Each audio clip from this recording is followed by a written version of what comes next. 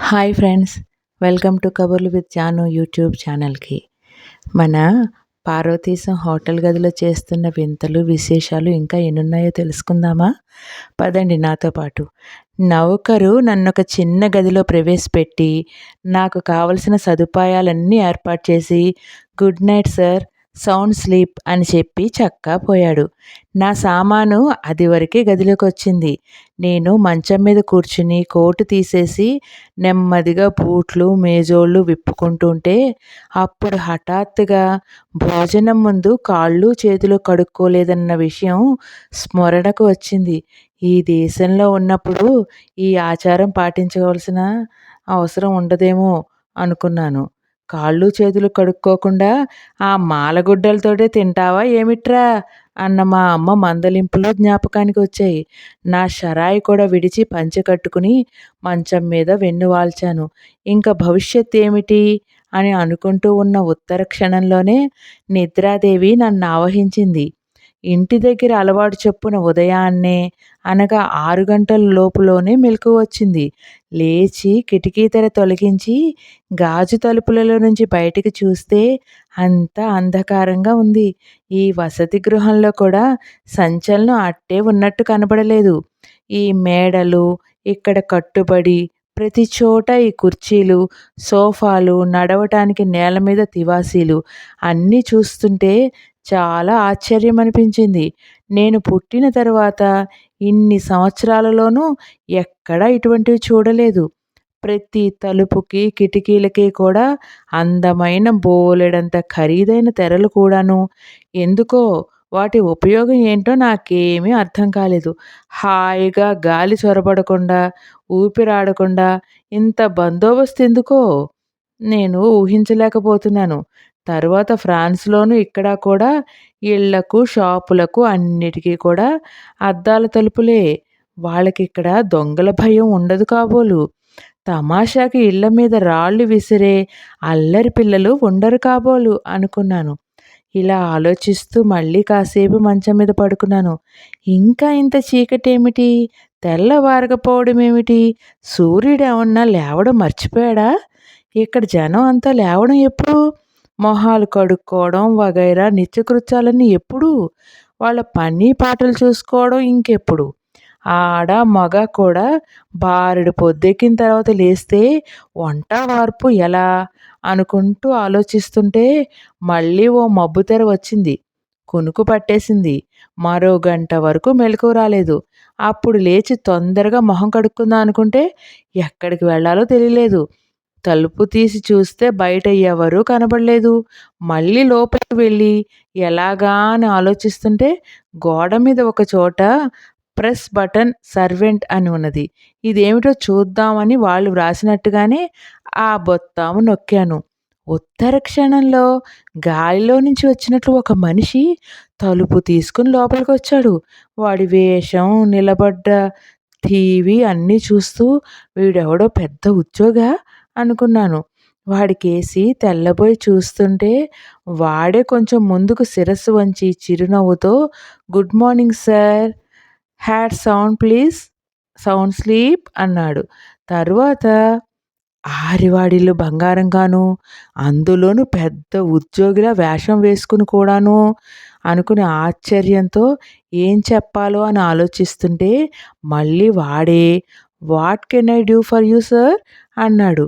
అప్పటికి నా మందబుద్ధికి వాడు నౌకరు కాబోలని తోచింది. గోడ మీద కూడా ప్రెస్ బటన్ సర్వెంట్ అని వ్రాత జ్ఞాపకం వచ్చింది. అప్పుడు నేను దర్జాగా లేచి నించుని వాళ్ళ దేశాచారం కదా అని కరచాలనానికి చెయ్యి చాపాను. వాడు నవ్వుకుంటూ థ్యాంక్ యూ సార్ అని నా చెయ్యి ముట్టి ముట్టనట్టు అందుకుని విడిచిపెట్టాడు. I want to laboratory where అన్నాను. ఓ దిస్ వే సార్ అని రాజు ముందు నౌకర్లా నడుస్తూ పక్కనున్న గదిలోకి దారి తీశాడు.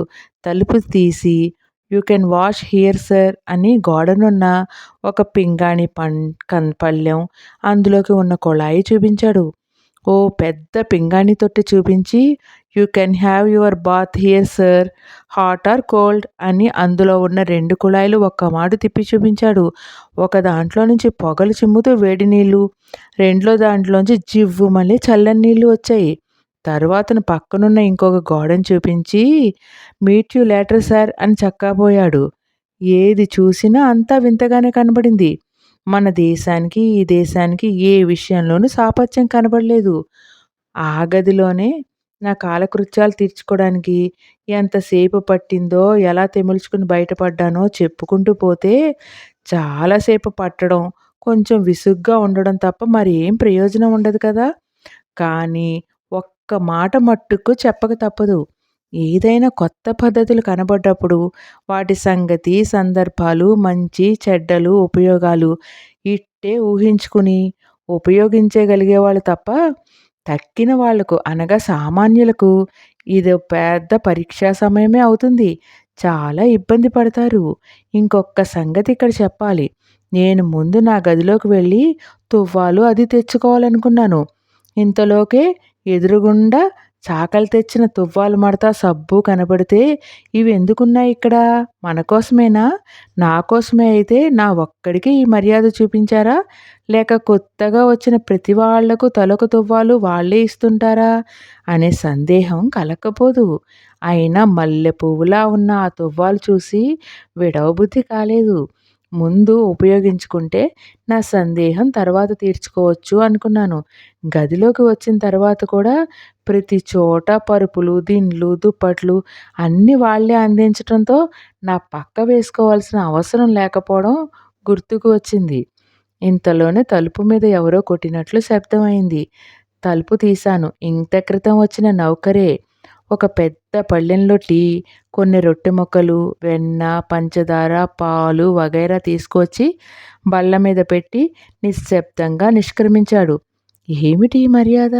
ఈ రాజలాంఛనాలు అనుకుంటూ పలహారం చేసి ఇక నేమిటి చేయటం, ఎక్కడికి వెళ్ళటం, ఎవరిని అడిగి తెలుసుకోవటం అని ఆలోచిస్తూ కూర్చుండగా కొంతసేపటికి రాత్రి నాకు పరిచయమైన మీనన్ అనే పెద్ద మనిషి నెమ్మదిగా పైనుంచి తలుపు కొట్టి నేను తలుపు తీయగానే నవ్వుతూ లోపలికి వచ్చి, "గుడ్ మార్నింగ్ సార్, రాత్రి సుఖంగా నిద్రపోయారా?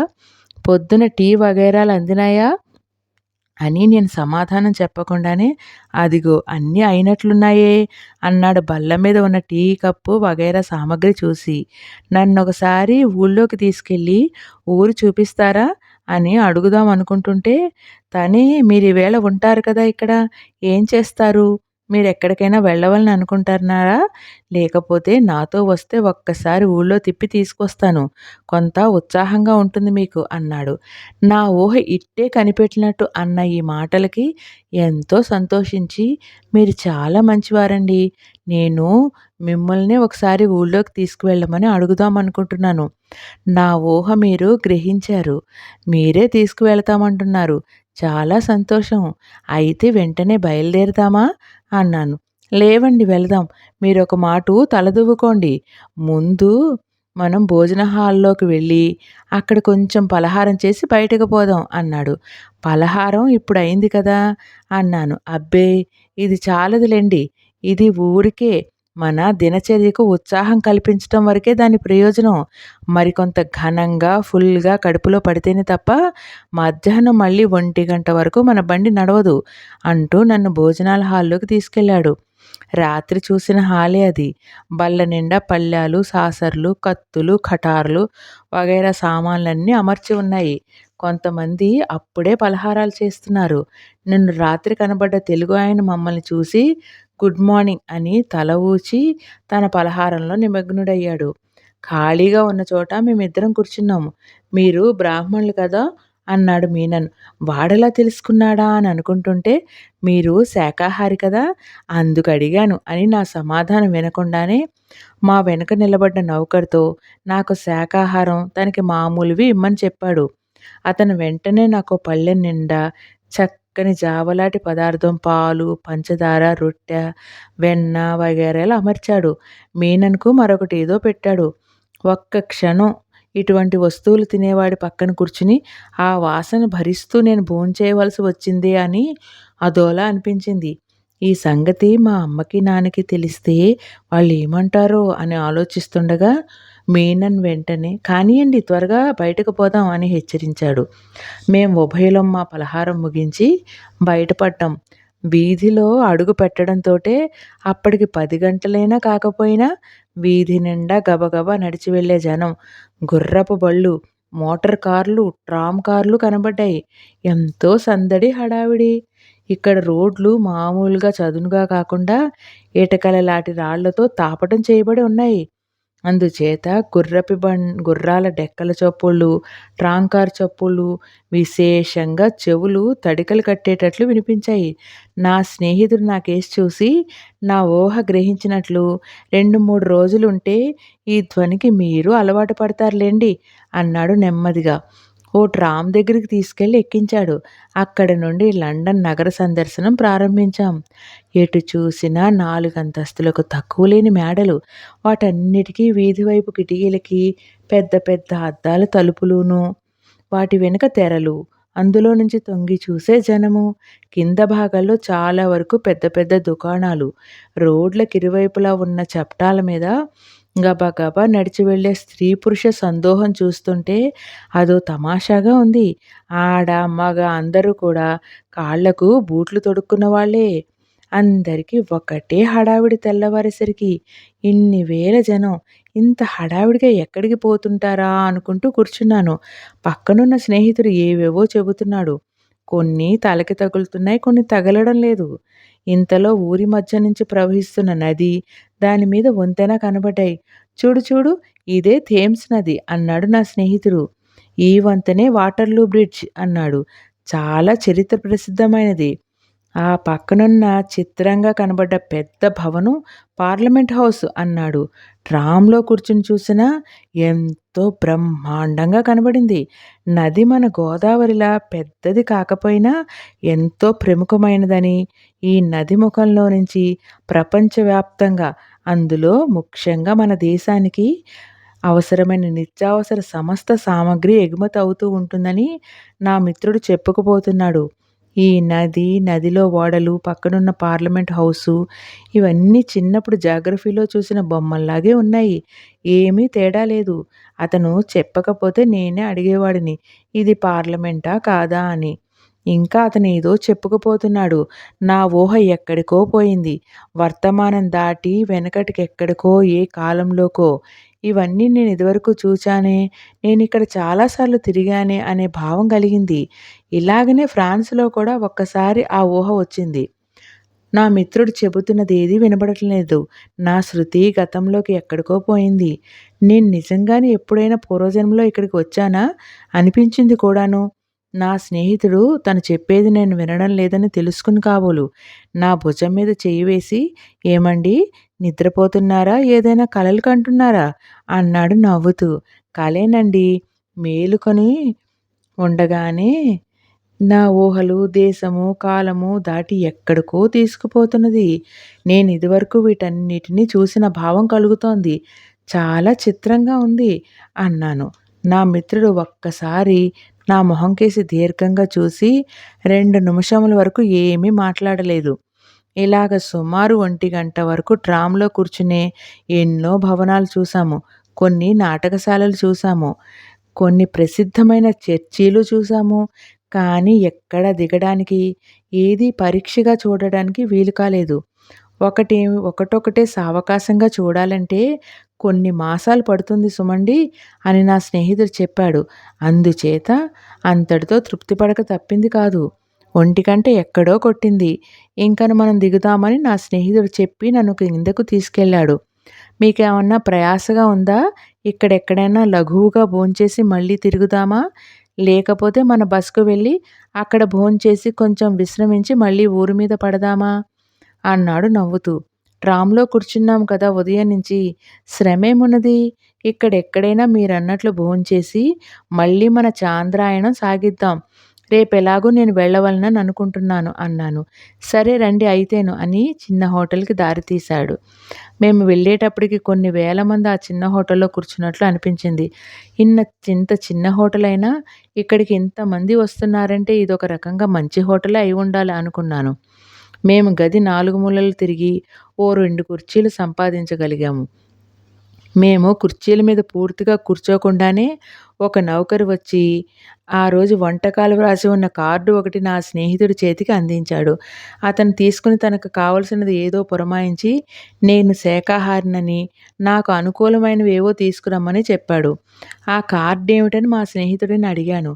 అంటే ప్రతి హోటల్లోనూ అక్కడ లభ్యమయ్యే భోజనాల పదార్థాల జాబితా ఒకటి అచ్చు వేయించి ఉంచుతారని, అక్కడకు వచ్చిన అతిథులకు అందిస్తే వారికి కావలసినవి తెప్పించుకోవటానికి వీలుగా ఉంటుందని ఇక్కడ ఏర్పాటు చేశానని, ఏ హోటల్లో అయినా ఇదే పద్ధతని చెప్పాడు. మద్రాస్ హోటల్లో ఏమున్నాయని మనం అడగడం, ఇడ్లీ, సాంబార్, వడై అని ఏదో పెద్ద గొంతుకుతో ఏకరువు పెట్టడం, అవన్నీ మనకు వినబడక ఏదో ఒకటి తెప్పించుకోవటం విన్న తర్వాతను ఎంతయింది మనతో చెప్పకుండా వెనకాలే అంజే కాణే అనుకు కేక వేయడం జ్ఞాపకం వచ్చి, ఈ ఏర్పాటు చాలా బాగున్నదని అనుకుంటుండగా మా స్నేహితుడు ఎదుట ఒక ప్లేటు, నా ఎదుట ఒక ప్లేటు తీసుకొచ్చి ఆ నౌకరు ఉంచాడు. నా ప్లేటు చూసేటప్పటికి నా కంటికి పొరపాటున గుప్పున వాసన నా ముక్కుకి తగిలింది. చూసేటప్పటికి చక్కగా వచనమైన మత్స్యావతారం కనబడింది.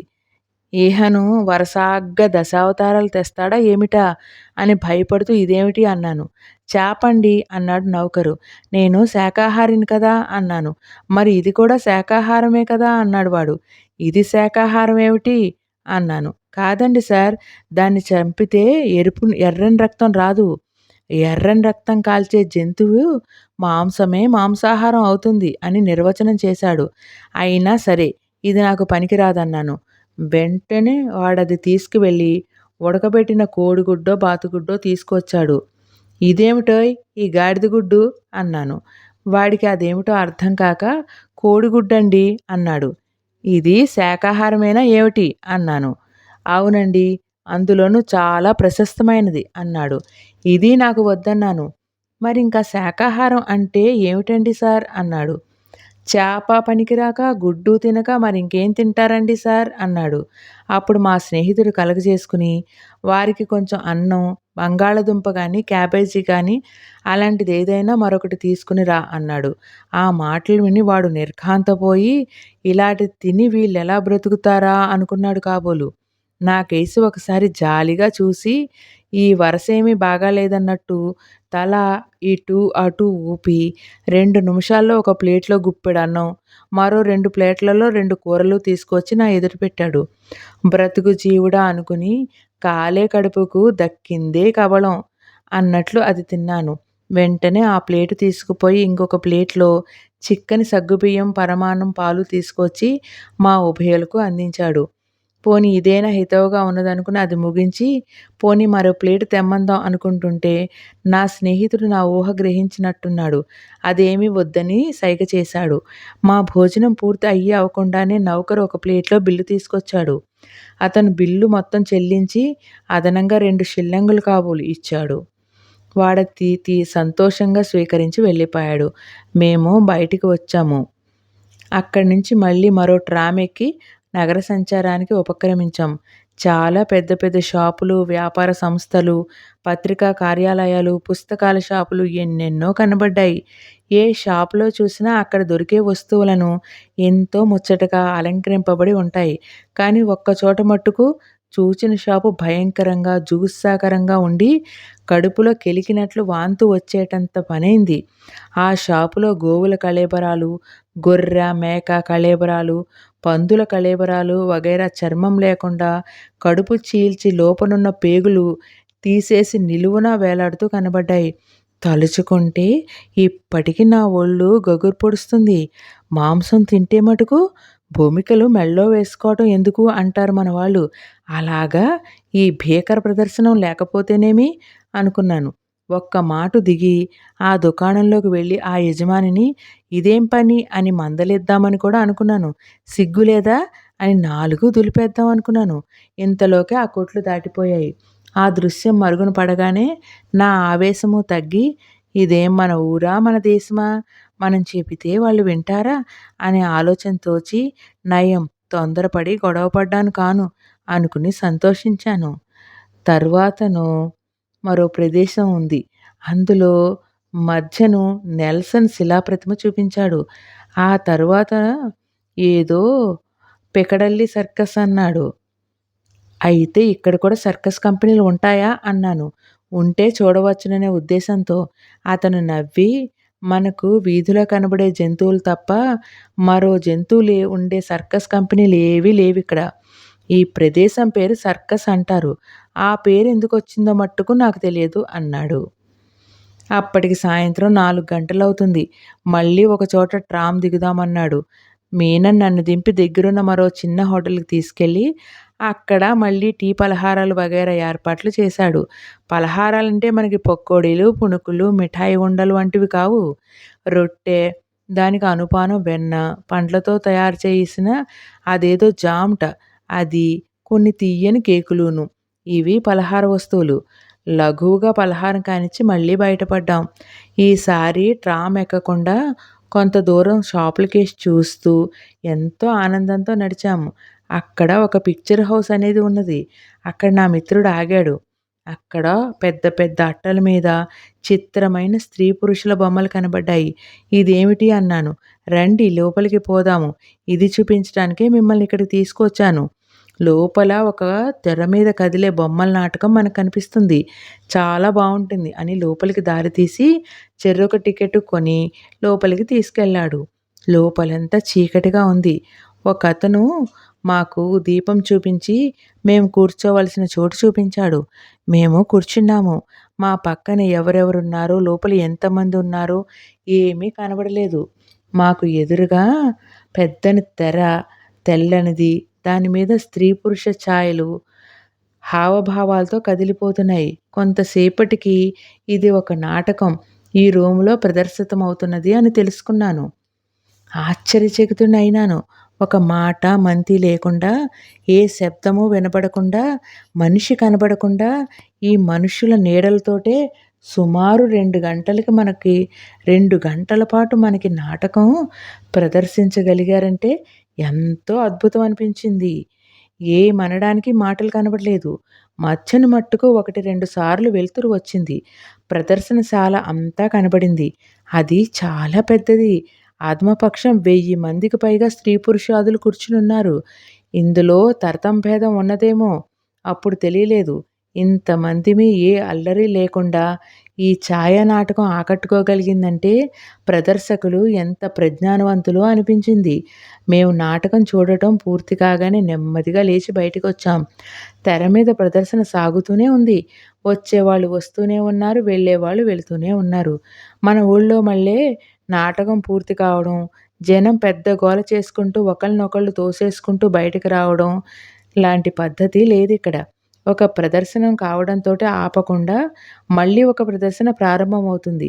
అందుచేతన ఎవరికి తీరిక అయినప్పుడు వారు వచ్చి లోపల కూర్చుని, వారు ఏ రంగం దగ్గర నుంచి ప్రదర్శన చూసారో మళ్ళీ ఆ రంగం వచ్చే వరకు కూర్చుని బయటకు వెళ్ళిపోతారు.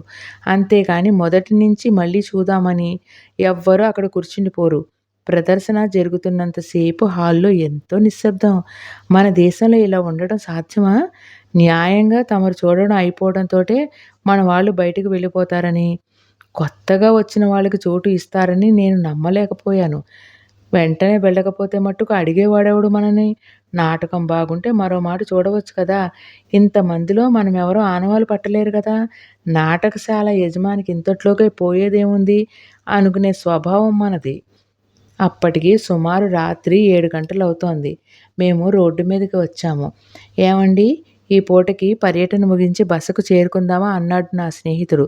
అదే మంచిదన్నాను. రోజంతా ట్రామ్‌లో కూర్చుని కొంచెం శరీరానికి ఇబ్బందే కలిగింది. బసకు చేరుకుని ఆ పూటకి భోజనాదికాలు ముగించుకొని గుడ్ నైట్ చెప్పుకొని ఎవరి గదికి వారు చేరుకున్నాం. నా గదిలో బట్టలు మార్చుకుని సుఖంగా పడుకుని నాటి దినచర్య అంతా ఒకమాటు సమీక్ష చేసుకుని, నా స్నేహితుడు ఎంత మంచివాడో, తెలుగువాడైన వాడు నన్ను పలకరించనైనా లేదే, ఇతను పాపం నా మీద దయతలచి ఒకరోజు అంతా నాతో తిరిగి, తనకు ఏ ఇబ్బంది లేనట్లు కాలక్షేపం చేశాడు. మన వాళ్ళు కూడా ఇలా ఎందుకుండలేరో అనుకుంటూ నాకు తెలియకుండానే నేను నిద్రలోకి వెళ్ళిపోయాను. నిద్రాదేవత ఒడిలోకి ఒరిగిపోయాను.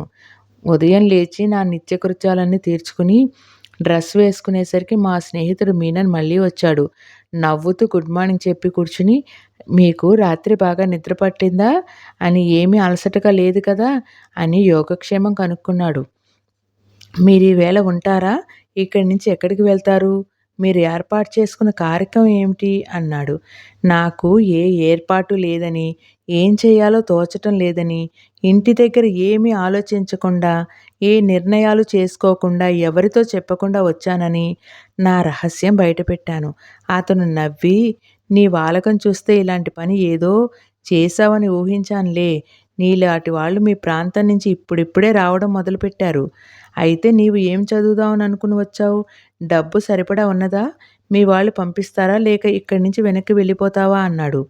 నేను కొలంబో నుంచి మా వాళ్ళకు ఉత్తరం రాశానని, వాళ్ళు నాకు మార్సెల్స్‌కి డబ్బు పంపించారని, నన్ను ఇంటికి రమ్మని బతిమాలుతూ ఉత్తరం రాశారని, కానీ అలా వెళ్ళిపోవడం నాకెంత మాత్రం ఇష్టం లేదని, ఎలాగో శ్రమపడి మా వాళ్ళు డబ్బు పంపించగలరని, అంచేత ఎక్కడో ఓ చోట చదువులో ప్రవేశించాలని నా నిర్ణయమని చెప్పాను.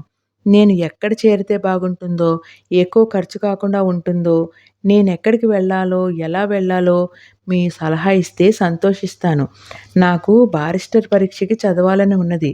నేను ఇంటి దగ్గర హై స్కూల్ చదువుతూ ఆగిపోయాను. ఇంక నేనేం చేయాలో చెప్పండి అన్నాను. బాగుంది. చాలా సంతోషం. నీవు అన్న మాట, నీవు చేసిన పని దాపరికం లేకుండా చెప్పావు. నన్ను నమ్మి.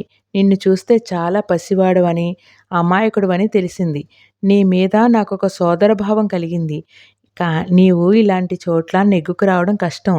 స్కాట్లాండ్‌లో ఎడింబరో పట్టణానికి నువ్వు వెళితే అక్కడ ఉండి చదువుకోవచ్చును. అక్కడ ఉండడానికి ఇక్కడి కంటే సుఖంగా ఉంటుంది. డబ్బు చాలా తక్కువవుతుంది. మన దేశస్థులు చాలామందే ఉన్నారక్కడ. ఊరు ఇంతకంటే చాలా చిన్నది కావడం వల్ల తరచూ మన వాళ్ళందరికీ కలుసుకునే అవకాశాలు ఎక్కువగా ఉంటాయి. నీవు హై స్కూల్ చదువుతో ఇంటి దగ్గర ముగించానన్నావు కనుక ఇక్కడ ఎంట్రన్స్ పరీక్షకు కూర్చోవలసి ఉంటుంది. 3, 4 మాసాలు అక్కడే ఎవరి చేతనో ప్రైవేట్ చెప్పించుకొని పరీక్షకు వెళ్ళు. ఆ తర్వాత నీవు అనుకున్నట్టు బారిస్టర్ పరీక్షకు చదవవచ్చును. నీకు ఓపిక ఉంటే ఎంఏ పరీక్షకు కూడా ఏకకాలమందు చదవవచ్చును. ఏమంటావు? అన్నాడు. నేను అనడానికి ఏమున్నది? మీరేమి చెప్పినా దానికి తథాస్తు అనడమే నా పని అన్నాను. అయితే ఈవేళ నేను నీతో రావడానికి తీరుబడి లేదు. ఈ ఇండియా హౌస్ సంస్థను నడపడానికి ఇక్కడ ఒకావిడ మేనేజర్‌గా ఉన్నది. ఆమె మధ్యాహ్నం నీ వలే కొత్తగా వచ్చిన వాళ్ళని కలుసుకుని, వాళ్ళందరినీ జంతు ప్రదర్శనశాలకు తీసుకువెళ్ళవలనని అనుకుంటుంది. నిన్ను ఆమెకు పరిచయం చేస్తానిప్పుడు. ఆమెతో కూడా వెళ్ళు. మీరు సాయంత్రం 4, 5 గంటలకి తిరిగి వస్తారు. అప్పటికి నేను రావడానికి ప్రయత్నం చేస్తాను. మనం ఇప్పుడు పలహారం ముగించి ఆవిడను కలుసుకుందాం. తరువాత నా దారిన నేను వెళుతాను. అంటూ భోజనాలశాల వైపు దారి తీశాడు. అక్కడ మా పని కానించుకొని ఆ మేనేజర్ దగ్గరికి వెళ్ళాను. ఆమె నవ్వుతూ మమ్మల్ని ఆహ్వానం చేసినా, ఆమెను చూస్తే మట్టుకు నాకు కొంచెం భయమేసింది. గుండె ఒక్కసారిగా దడదడలాడింది. ఆమె సుమారు 50 ఏళ్ల మనిషి. చాలా పొడుగ్గా, లావుగా, గంభీరంగా కనబడింది. నా స్నేహితుడు నేను ఫలానా అని, నేను రాత్రే కొత్తగా వచ్చానని, ఈవేళో రేపో వెళ్ళిపోతానని పరిచయం చేశాడు. ఆమె కరచాలనం కోసం చేయి చాపి, "మిమ్మల్ని కలుసుకోవటం చాలా సంతోషం. మీకు తొందర పని లేకపోతే ఇంకొక 4 రోజులున్నా ఇబ్బంది లేదు. ఈ ఊరి అందాలన్నీ చూడవచ్చు. లేక ఇక్కడనే ఉండి చదువుకుందామన్నా చదువుకోవచ్చు" అంది. నా స్నేహితుడు ఆమె దగ్గర సెలవు తీసుకుని వెళ్ళిపోయాడు. ఆమె నన్ను కూర్చోమని నా ఊరు, పేరు అన్నీ అడిగింది. మరో 2 నిమిషాలు ఆ మాట, ఈ మాట చెప్పి, మధ్యాహ్నం భోజనం కాగానే జంతు ప్రదర్శనశాలకి కొందరు మిత్రులు మీ దేశం నుంచి కొత్తగా వచ్చిన వారిని తీసుకుని వెళ్ళాలనుకుంటున్నాను. నీవు కూడా వస్తావా? అని అడిగింది. తప్పకుండా సంతోషంగా వస్తానన్నాను. అయితే 2 గంటలకి కలుసుకుందాం అనింది. నేను లేచి గుడ్ మార్నింగ్ చెప్పి నా గదికి వచ్చేశాను. నేను మధ్యాహ్నం భోజనం మిగించుకుని ఎప్పుడు రమ్మని పిలుస్తారో అని 1:30 కల్లా సిద్ధమై కూర్చున్నాను. జంతు ప్రదర్శనశాల ఏమిటా? ఇలాంటిది ఎందుకు ఏర్పాటు చేశారు? అది చూసేదేమిటి? ఎక్కడ పడితే అక్కడ మనకి అన్ని రకాల జంతువులు కంటికి, కాలికి తగులుతూనే ఉంటాయి కదా! ఇందులో ఏమైనా పులులు, సింహాలు సర్కస్‌లోకి మళ్ళీ ఉంటాయా? అని ఆలోచిస్తూ కూర్చుండగా సరిగ్గా 2 నిమిషాలు ఉందనగా బయటికి వెళ్ళడానికి సిద్ధంగా ఉంటే రమ్మనమని ఒక మనిషి వచ్చి చెప్పాడు. నేను రెడీయే అంటూ లేచి అతని వెనకే బయటికి వచ్చాను. ముందు హాలులో 10, 15 మన దేశస్థులు నాకంట కొద్దిగా పెద్దవారు అక్కడ నిలబడి ఉన్నారు. వాళ్ళ మొహాలకేసి చూస్తే అందులో ఒక్కడు తెలుగువాడిలా కనబడలేదు. నేనా ముఖ పరీక్ష చేస్తుండగానే గడియారం 2 కొడుతూ ఉండగా ఉదయం నాతో మాట్లాడిన మేనేజర్ అమ్మగారు డ్రెస్ వేసుకుని నెత్తి మీద ఏవో రకరకాల ఈకలు ఉన్న టోపీ ధరించి పైన పాదాల వరకు ఉండే పెద్ద కోటు తొడుక్కుని చేతిలో కర్ర పుచ్చుకొని ప్రవేశించింది. ఆ కోటు చూసిన తర్వాతను ఇలాంటిది అందరూ వేసుకోవాలి కాబోలు అనుకున్నాను. నేను తక్కిన వాళ్ళకేసి చూస్తే వాళ్ళందరూ కూడా తొడుక్కునే ఉన్నారు. అందరి కళ్ళు నా మీద పడ్డాయి. అది గ్రహించుకుని నేనిప్పుడే వస్తానండి అని గబగబా నా గదిలోకి పరిగెత్తి నేను ఆ కోటు తొడుక్కుని వచ్చాను. వెంటనే బయలుదేరాను. వీధిలోకి వచ్చేసరికి 10, 15 మంది కూర్చోవడానికి సరిపడే కారు ఒకటి సిద్ధంగా ఉంది. మేమందులో కూర్చోగానే మేమందులో కూర్చున్న వెంటనే ఊరంతా తిప్పి ఆ కారు తిన్నగా ప్రదర్శనశాలకి తీసుకువెళ్ళింది. మేమంతా అక్కడ దిగి లోపలికి వెళ్ళాము. లోపల ప్రవేశించడానికి టిక్కెట్లు కూడా కొనుక్కోవాలి. మా అందరి బదులు మేనేజర్ అమ్మగారే టిక్కెట్లు కొన్నారు. తర్వాత ఏమైందో అక్కడ పార్వతీశం ఎన్ని రకాల వింతలు, విశేషాలు చూశాడో తెలుసుకుందామా? మరి పదండి నాతో పాటు పార్వతీశం దగ్గరికి. మరో పాటలో కలుసుకుందామండి. ఉంటాను. నేను, నాతో పాటు మీరు మనందరం కూడా పార్వతీశంతో కలిసి ఇంగ్లాండ్ దాకా వెళ్ళి మళ్ళీ మన ఆంధ్రదేశం, మన మొగల్తూరు వచ్చేద్దామండి. అందాక మనందరం కలిసి ప్రయాణం చేద్దాం. అందుకే ప్లీజ్ లైక్, షేర్, సబ్స్క్రైబ్.